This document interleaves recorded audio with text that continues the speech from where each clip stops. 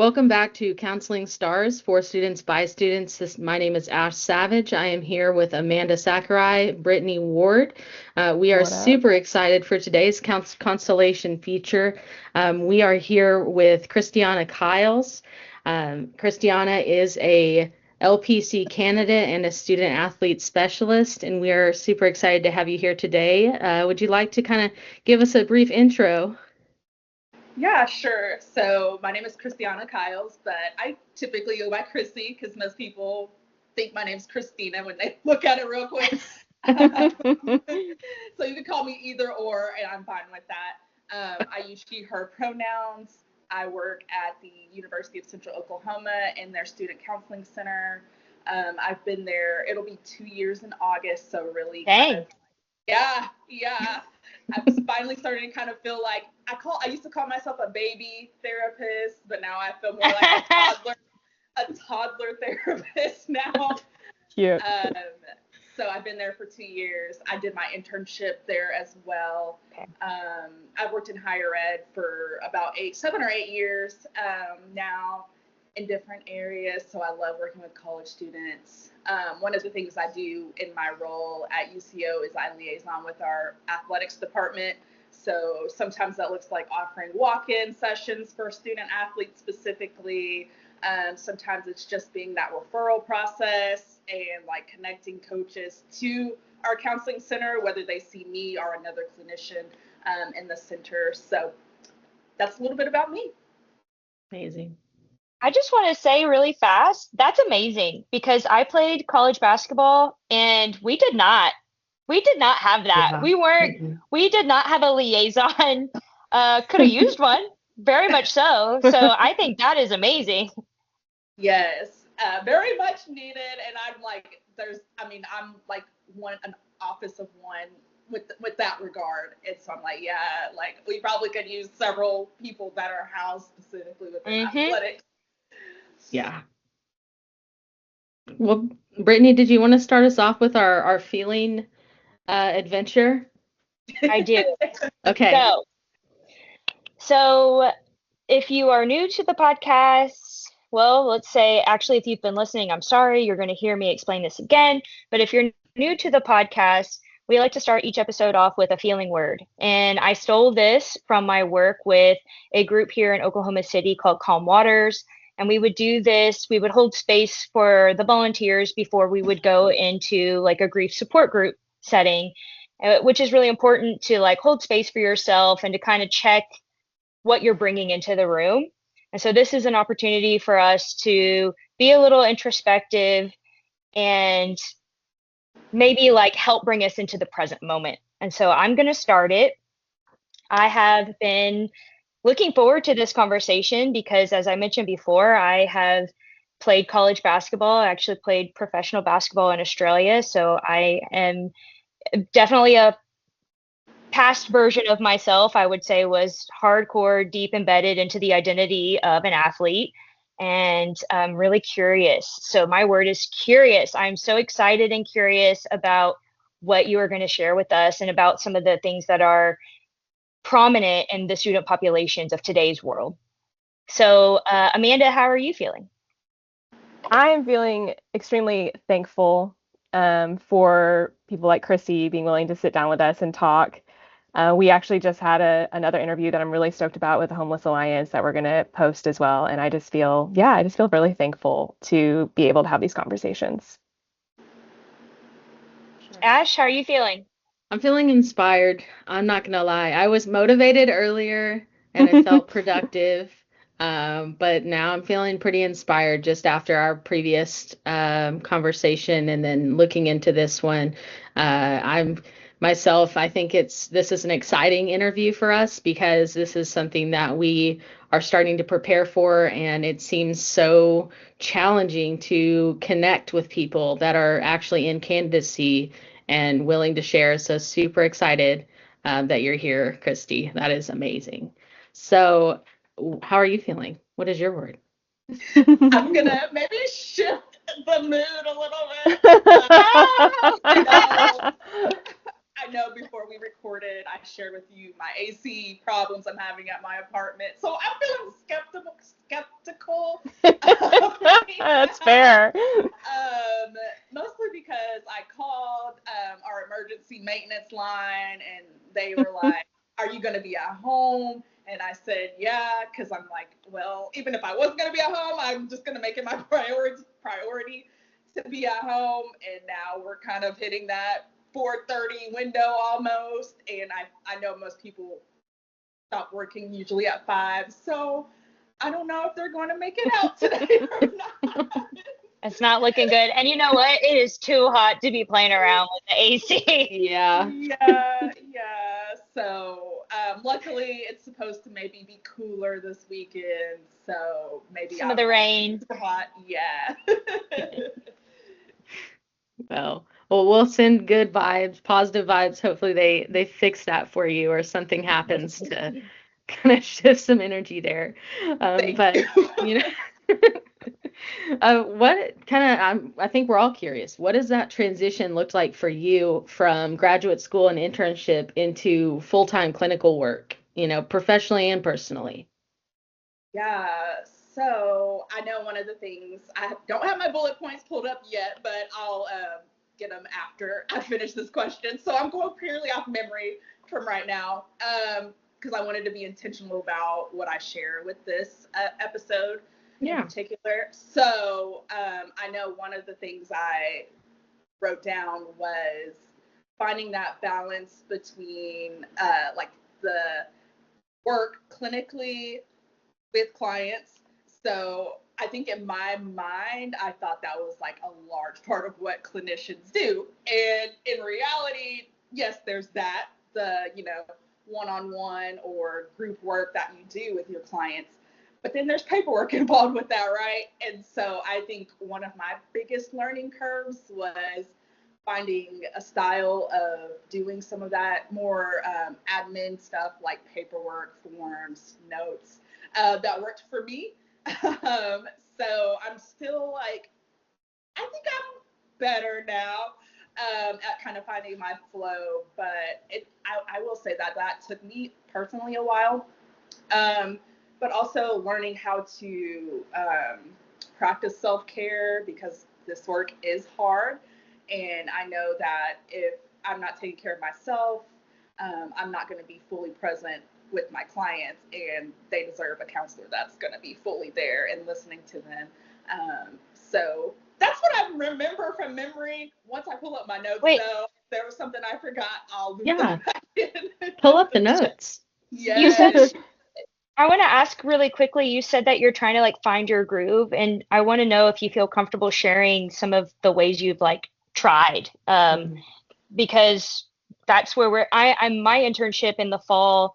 I know at intake, well, when I did my interview, they were like, "Hey, it's a lot of paperwork. How comfortable are you with doing handwriting paperwork?"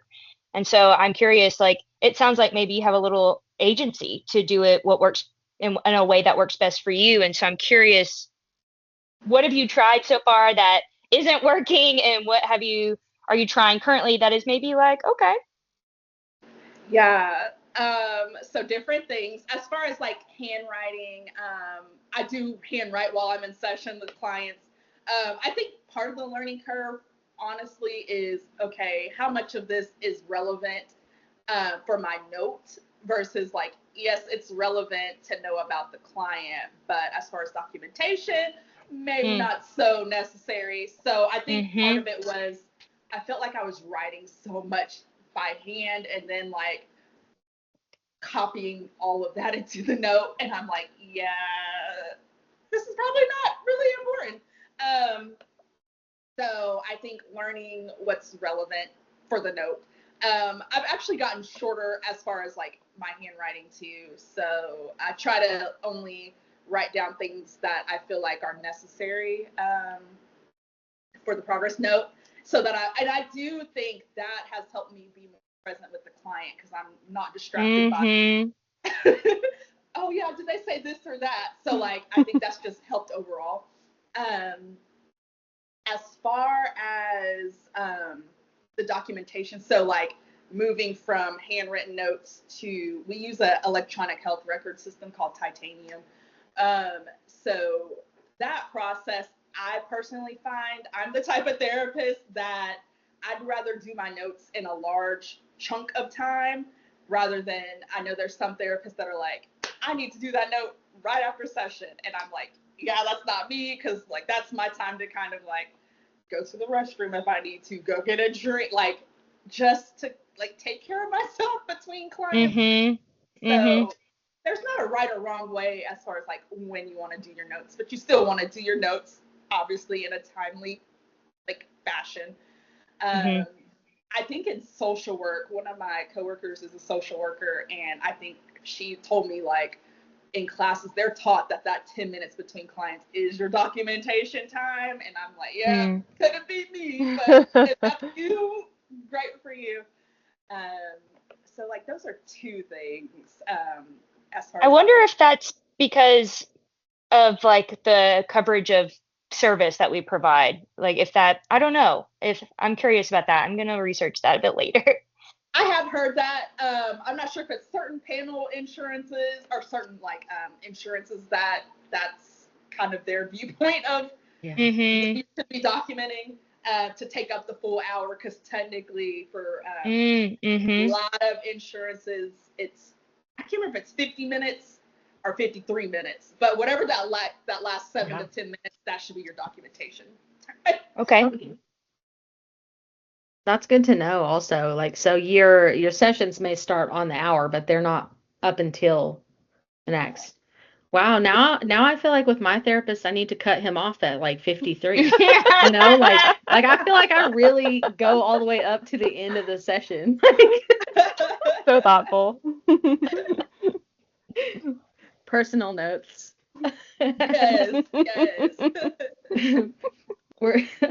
Were there any like parts of your post-grad process, like licensure paperwork, supervision, things like that surprised you or were maybe more complicated than you expected? Yes. One specific surprise. It kind of is a good problem to have, I think. I knew I had to get a background check through the state of Oklahoma, but so for context, I graduated in December 2023, and literally January 1st of 2024, so last year, the state board now requires candidates to have an Oklahoma state background check through OSBI is what it's called, and then like an actual FBI background check, because now that the counseling compact is becoming a thing. Well, I don't want to say it's becoming a thing. It has been a thing, but more states are joining the compact. So what that means, TLDR, is now that Oklahoma is part of the counseling compact, you now have to have a national background check, which is an additional cost to candidacy. So that surprised me, because I didn't even like think that would be a thing. But like I said, it's a good problem to have, because what that means is counselors can practice across state lines once their state is officially a part of the compact.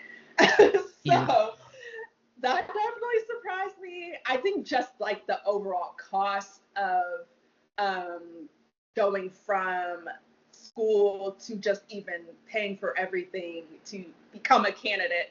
And it's already like, okay, I've been to school, I've paid, so much for school.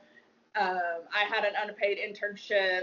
So like, it's almost like, ooh, I just took all this on, and now I have to pay like all of these different little things just to be eligible for candidacy. So I think that was the biggest thing. I figured it was going to cost money, but when all was said and done, I think it was around $550 to $600 between the exam. Yes, the exams, the background checks. I'm sure I'm forgetting something, because the exam itself is a couple $100. Wow. Yeah. And so I feel like grad school, at least my program, like they prepared us for like, these are the steps to become an LPC, but like nobody really talked about the financial piece of it. Absolutely. And that matters a lot. Like now that you're saying this, for me, I'm taking out loans for school, but I've only been taking out how much was necessary now I'm thinking maybe the last semester I'll factor in these costs and just take that, maybe that could be a way, because that's a lot, like, like I think, I don't know, like a lot of people live And paycheck to paycheck, like, Yeah. a Yeah. supervisor, right? Like the cost of paying a supervisor on top of that. yeah. So, yeah, some people, so luckily, I know I'm kind of jumping ahead to another question, but I will say I do have, I guess, the privilege of where I work, supervision is included. So I don't have to pay for supervision, but um, That's great. yes, I do have to have a backup supervisor. So, like, just in case my supervisor at work maybe is going to go out of town or stuff happens. Oh. Mm-hmm. So I do try to meet with my backup supervisor once a month. And Interesting. to be transparent, I pay $80 for an hour with my secondary supervisor. I think one, it gives my supervisor a break. Two, it just allows me to get a voice from somebody else Mm-hmm. that works in a. So my offsite secondary supervisor works in private practice, so that's just a very different perspective. So I think it's a win-win, but I know not everybody lands in a place of employment where supervision is provided. And I think what I generally hear as far as price ranges is most people in private practice will charge the same as they would for a counseling client of theirs, because I think kind of the rationale is, well, this would have been an hour where I saw a client, so I'm seeing a supervisee. So that's kind of how they, I guess, justify it. So, um, How many yeah, hours do you need, like, so per week, like, how many hours of supervision are you looking at? yeah. So Oklahoma just changed it last summer to 1 hour a week. So what's nice about that is it used to be, you used to have to do math. So I think it was for every 20 hours that you worked that week, you needed 1 hour of supervision. I think that's what it was, because at one point I worked 30 hours a week. At one point I needed like an hour and 15 minutes of supervision or something. Like, it was so wonky. But they have now since changed Okay. it. Good Um, job, Oklahoma. Finally. yeah. So the only bummer is I've had a week or so where I maybe worked early in the week, got sick, and didn't have supervision, so I didn't get to count those hours. So, like, Mm. that's kind of the only, like, I guess, bummer. So you have to have that hour of supervision each week in order to count those hours for the week. Mm-hmm. Yeah. How are you tracking then? So luckily, Oklahoma actually has a really good applicant portal or licensee portal. Uh, Oh. Personally, what I do is once a month I go in and backtrack that month's hours. So how it works is every 6 months you have to submit your report to the Board of Behavioral Health. Um, Okay. and they look over it and they'll say, like, okay, this looks good, you're good to go. Or they'll say, like, hey, you need to fix this. So like twice a year I submit my hours, but um, I like to go each month to just like backtrack. So when my 6 month reporting period is coming to a close, I'm already like good to go and I In don't have there. to go Yeah. back 6 months. So that's how I personally do it. But it's a portal essentially. Okay. That's the first I've heard of that. I didn't know that that existed. So that's cool. Yeah, Yes. that's See, super I didn't know helpful. either. Yeah, these are like all really important things, that we just don't always talk about. Is there anything, like, what advice would you give for, us, like, current grad students that are preparing for the candidate process while we're like still in school? What would you kind of give? Yeah, I like your thought earlier where you were talking about like just the financial planning piece of it. I definitely wish I did that earlier. Also, besides that, in my program, I guess I made the assumption that everybody was going to stay in Oklahoma, but I had a lot of people, it probably was actually split close to 50-50 that were going like either back home to their home state or going to another state. So I would say look at the applicant requirements for candidacy to the state if you do plan on moving outside of Oklahoma, because some states it's very easy and some states it's not. So I'd say financial planning and then like looking at what state you're hoping to become licensed in. Would you consider Oklahoma to be one of the easier ones or one of the more difficult or in the middle? I think, I don't know as far as the initial application part, but I was talking to a classmate of mine and she wanted to move from her home state to either back here or another state. And so I didn't even like think about this until she brought it up. She would have had to, so she had like 1,000 hours already towards her license in her home state, but the board here said she would have had to start all over again. Oh, wow. So she ended up going to the other state because she could just like keep going from that 1,000. So as far as from the application, the initial application piece, I haven't really compared state to state, but like it's made me kind of think like, okay, if I were to move from Oklahoma, now that I'm like almost halfway in, like, do I just kind of suck it up and finish here or try to go It sounds like it's better to just get fully licensed with the counseling contract or counselor's compact, and then you can move state lines to, well, theoretically, to a state that has that is a part of the compact. But that sounds like much easier option. Yeah, and I think that's the option I'm just gonna stick with now that I feel like I have too much to lose now unless I move to another state where I could just continue on my hours. But yes, I think getting the license is a little bit easier and then moving. And you've talked a lot about these, like the hour requirement, like supervision hours. Just for clarity, what are the requirements for hours for Oklahoma for an LPC? Yes. Oklahoma LPC is 3,000 total hours. Of those 3,000 hours, 1,000 of them, so a third, have to be direct client hours. And then you have to have, like I said, you have to have an hour of supervision each week that you work.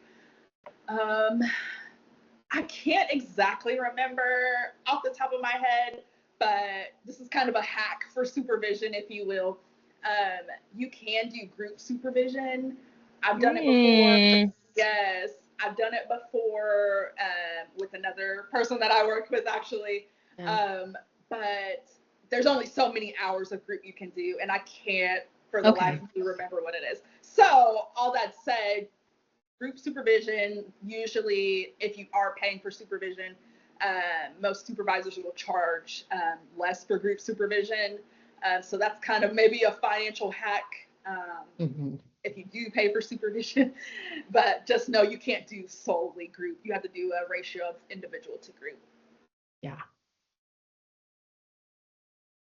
We've talked a bit about the financial, I'm going to say like obstacles even. I mean, I'm in the same boat. Like I was thinking about the fact that you're paying like a lot of money to go through grad school, to become the master, to then also pay to take the test and, all the things we've talked about up to this point. So I wonder, are you familiar with or have you personally used any like grants or scholarships, or does UCO financially support you in any way that offsets some of those expenses? Or like, what about trainings, or do you have to get continuing education credits as a candidate as well? I'm not sure. So what does that look like? Yes. So candidates do not have the CEU requirements, but once you are fully licensed, and I haven't even looked into like how many hours, because I'm just trying to get right. So I guess that's one good thing about it is I don't have to have CEUs.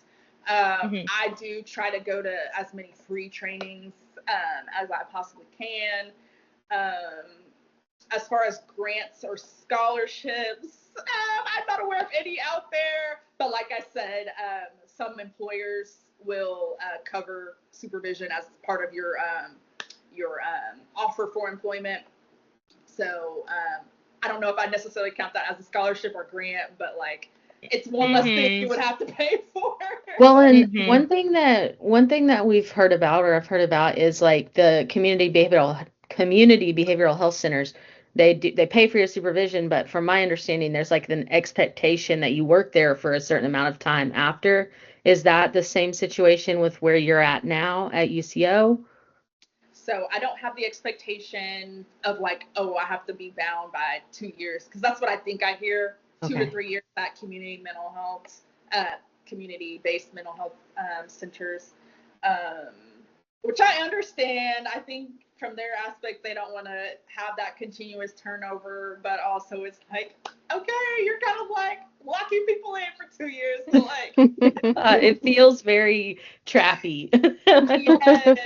Yes. But yes, you're right. I've heard that from a couple of community mental health clinics that they have that 2 year. I generally see 2 years of a commitment to work there. Is there anything before we shift into the student athlete part of our conversation? Is there anything that's you don't want to leave unsaid, specifically talking about LPC candidacy? I can't think of anything besides this is what came up for me with the national counseling exam itself. It's kind of weird to me, but so what's considered passing, a passing score changes year to year. So they base it off of the people that are, so like let's pretend I was taking it like now. So the passing score is based off of people who are taking the same exam at the same like time frame. So what's considered passing this year may be different than next year. It's all just kind of depending on, I guess, the cohort of of exam or test takers. So that was kind of weird to me. That's weird.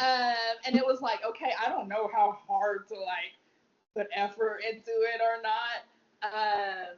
So, and then the other thing that was interesting about it was it's 200 multiple choice questions, but I think they only score 160. So like there's 40 throwaway questions. And I'm like, that is a lot of work to just throw away 40. So like that was agreed.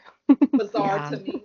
That must be their test bank for like future tests or something that they're testing to see. I think it's really weird to think about like the curve, like the passing score being set by people. Like what? That's weird. Okay. It is very weird. Well, thank you so much for sharing your experience with us and being so willing to talk about or go there with us, because it's important for us to know what to really expect and not some sugar-coated fantasy of what working in mental health or just the process of becoming a licensed therapist. So thank you for being honest and open to sharing that experience. And now we are going to shift our conversation into talking about the work that you do at UCO with the student athlete population. And so I'm curious, what drew you to working with them and what do you find most rewarding or challenging? Yes. So just personal lived experience. I grew up playing basketball as well. That was the sport I played the longest in high school. I also cheered for a couple of years. And then I think that transition from high school to college was hard because I went from being busy with sports to, like, obviously the adjustment to college itself is a big transition. And then going from being an athlete to not, that's another transition in itself. I think it just hit me hard. And then fast forward, so I went to a 2-year college and then transferred to a university. So was that for playing purposes or no? Like a no. JUCO and then okay. So the JUCO I went to didn't have any sports at the time. Now it's nice to see that they're getting their sports teams back. But all that said, I transferred to a university because I got my associate's degree, and I saw the rowing team. They were like, "Hey, we're recruiting new athletes. I'm gonna try out." So I was like, I know nothing about rowing, but like I do miss, being competitive and being on a team and things like that. So joined the team, but at that point, I think I was 21. I maybe was freshly 21. So it's been a couple years since I was like an athlete per se. And so I struggled really hard with, I still had to work because, rowing's not one of those sports where you just get a full ride scholarship. So I was still working, going to practice 6 days a week. I was an education major, so I was starting kind of my not my full out student teaching, but my observation. So I had to be at a school, for so many hours. And then obviously class. So I was just I don't know, I failed miserably in learning how to balance it all. Yes. Yes. And so kind of the straw that broke the camel's back was I had a death in the family, and I think that was my wake-up call that yes, rowing was a good outlet, but for one, realistically the next level for rowing and a lot of sports is pro. And I was I know I'm not going to be a pro rower after college, right? And then the other kind of wake-up call for me was yes, life is I think the death in the family made me realize that life was short. And rowing wasn't a part of the original plan to do in college, but it was a piece of my plan, if you will. But I was at the end of the day, I'm here to go to school, and at that point I thought I was gonna be a teacher. So it was kind of I guess one of those life-defining decision-making points for me. But all that said, I remember talking to our assistant coach, and she really for basketball or assistant coach, or are you talking about in the past of your life or now in your current work? When I was rowing. Okay. Yeah, sorry. I remember talking to her about my decision to leave the team and how she handled it, and she was very understanding, and made me feel more than an athlete. So I was okay, I want to do that for other athletes in the future. So it was kind of a full circle moment, I guess. Yeah, I love that so much, and I feel honestly don't hear a lot of those sort of stories. In fact, I think it's sometimes more times than not the opposite.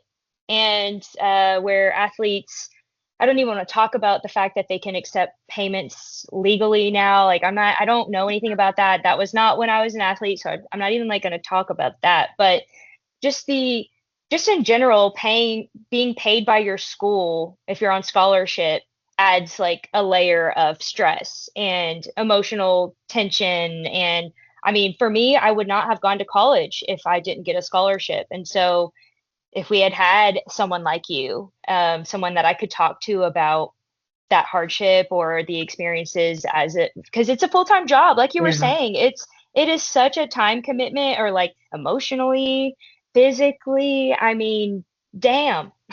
Well, and it's also performance driven. In university, I remember every year coach would be talking about you better perform because there's X amount of people trying to get your spot, and talking about, you get this much money this year, but if your performance doesn't meet expectations next year, it could be this. And then it's like that whole, it hits you, and I think that's what drove me outside of injuries also. And I think the injuries, like the impact of your mental health, as Mm-hmm. far as sports related injuries and having to sit out and not be present and those types of things. So, So Chrissy, or I want to know, like, what is your approach when helping athletes and managing hardship, like what Ash just talked about with like maybe sports injuries, or what is your approach in working with young people and young athletes? Yeah, so specifically with injuries, I kind of take more of a case management role. And what I mean by that is, first of all, let's just talk about injuries in themselves. Um, they could be obviously either career ending, season ending, or it could be like, I may get to play some of the season, but it's just depending on how the healing process. So there's a lot of uncertainty, first of all, that comes with injuries, obviously. But one thing with depending on when in the semester too, it happens. Athletes may have to take maybe an emergency withdrawal. So what that means is they take usually a W at most universities on their transcripts, which is kind of like a placeholder, like, okay, we're not going to give you an F or a D just because you got injured, but you still are going to have to make up the work, maybe later down the line. So sometimes I am helping student athletes to, okay, these are the processes and who you need to talk to, what forms you need to fill out, etc., so that you can do that emergency withdrawal. So that's what I mean by that, more of that case management. So less clinical sometimes. Sometimes it's a blend of case management and clinical. Um, Sometimes it may be like related to their academics. So I have actually had referrals from coaches. It kind of feels like they don't know who to send the athlete to, so they're like, talk to the counseling center. Maybe they failed a class, or maybe they're borderline failing a class, and so maybe it's talking them through like what's really going on. Is it more clinical, or is it more like, are you having transition issues because you transferred from another institution? And sometimes it's like, ooh, my grade, I may or may not be failing. So it's like, okay, if it is related to your mental health, this is what you can do as far as maybe working with your professor, or like making a kind of a game plan so that they can like change the trajectory of how their semester is going, essentially. So I think a lot of it is kind of like, okay, figuring out, getting under the surface and determining like, is this more clinical? Like, are they anxious? Are they depressed? Or is it truly like, okay, maybe they're just not aware of like the systems of a university and helping them navigate like the paperwork, the right person to talk to. So it's kind of a blend of case management and clinical work, which I actually do find kind of exciting because it's different. So then what kind of mental skills or coping tools do you find especially helpful for athletes that are transition to your university or experiencing like pressure? Because we've talked about like the high performance nature of being a college athlete. So what are your thoughts there? Yeah, I'd say the first thing that came to mind was working with anxiety, and this could be general anxiety, sometimes even social anxiety, and people kind of think like, oh, they're an athlete, they're used to performing in front of people, but that doesn't mean that they can't have social anxiety as well. So a lot of skills that people can just like utilize, whether that's box breathing, um, with golf. I talked with the golf team before, and they were like, okay, we don't have as much time in between like rounds of golf, so like what can we use maybe in between holes? And so sometimes it's getting creative because You know, I think with golf in particular, there's the performance side, but also like you do have all eyes on you, and it's you versus you. Really, it's very mental. So what we kind of came up with was as golfers walk from hole to hole, like take a step and a breath, step and a breath. So like it's still some That's form cool. of breathing, but Mhm. maybe not box breathing per se because they don't have as much time to do Yeah. that. Mm-hmm. So anxiety is Mhm. something I think that I probably see the most with my athletes. Sometimes also depending on where they are in their season, anxiety may rise. So like obviously if you're in a situation where your team is in regionals to go to nationals, that's very high stakes, right? And so Mhm. sometimes athletes may, that you feel like, oh, they've got this, they're a rock star. They may even feel like this new pressure to perform and have their first ever panic attack. And like, that's scary. So working with them to kind of create a game plan of, okay, here's what I can do before my next game. Here's what I can do during, and then this is what I have to maybe look forward to after, just so that they kind of have like a game plan going into it. So the other piece is more like identity work, and one of my favorite interventions, not just with student athletes, but college students in general. It's called the social identity wheel. It's rooted in feminist theory, and it's all about exploring like, these are my identities. Here's how I think people perceive me based on my identities. Um, Here's identities I think about all the time. Here's identities I don't think about all the time. So it's really like, I hope the message for student athletes when we do this is that you have identities outside of being an athlete. So those are my two big things I'd say with student athletes specifically. Yeah. And you talked a bit about you anxiety and how it relates to like mental preparation before a game, and something that I like, we don't need to get into right now, but something that I learned when I was in Australia playing basketball there. Someone, a colleague, like a teammate of mine, was sharing about like the arousal curve and how actually it wasn't a teammate. It's Mason Cox, who plays rules football for one of the top premier football teams in all of Australia, which is insane because we used to high five each other in high school before basketball games. So it's like crazy that we ended up in the same continent at the same time. I mean, whatever. That's crazy. And I went to watch one of his matches, and he was actually sharing with me his experience about like the arousal curve. And I'd never heard it explained in that way, but it made so much sense about how athletes are before games are experiencing this huge, like, like rush of endorphins and like adrenaline and maybe even some cortisol, but, getting amped up for there's a reason they use the metaphor of war, like getting ready to go perform in this way. And then once the game is over, like what the downside of that curve is like, and like how do you take care of yourself physically, but also mentally? Like how do you hold space for yourself? Like I knew I would stay up late. I would have to stay up a few hours after a game to like let my body kind of get grounded again. And so I do think, and a part of that process for me was managing anxiety and like nervousness. So yeah, we don't need to talk about specifically around that, but I thought that was an interesting point around like the anxiety and how like you can experience it heightened at different points in your season, or just in game to game management of like how you show up as maybe your starter, or maybe you're a person coming off the bench and this is your time to shine. And I mean, there's just so many, it's multi-layered, I think. So thank you for talking about that. Yeah. For sure. And you also brought up, the feminism and stuff. So it leans in a little bit to the next topic, which we kind of wanted to talk about your expertise and, what's an area of clinical focus or expertise that you've developed, in your work with student athletes and other clients that you're most passionate about?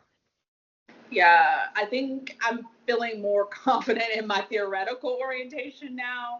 I kind of play around with cognitive behavioral therapy and dialectical behavioral therapy, which I still use sometimes, but DBT, DBT. But I lean more heavily on, it's called acceptance and commitment therapy, or ACT.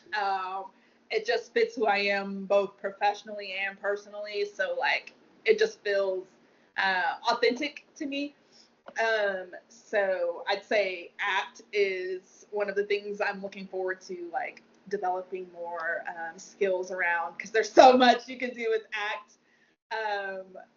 One thing that surprised me, I think, is how much I like doing group counseling. So we do have groups where I work, and at first I think people are like, oh, I don't want to do group therapy, but there's just like I don't even know. It's just a different feel when you can see like how group members interact with each other, but also like how they learn from each other and encourage each other.